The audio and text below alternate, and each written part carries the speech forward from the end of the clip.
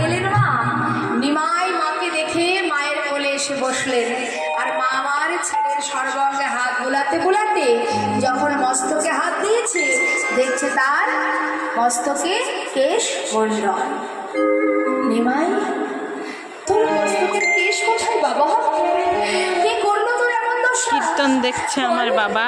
এমন দোষ তোর কে করলো? কে তোরে মোড়ালো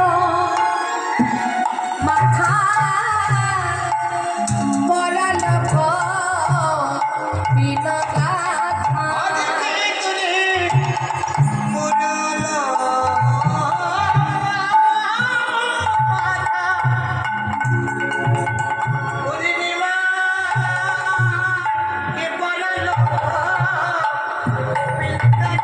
আমার বাবা সারাদিন এরকম তিলক কাটা থাকে।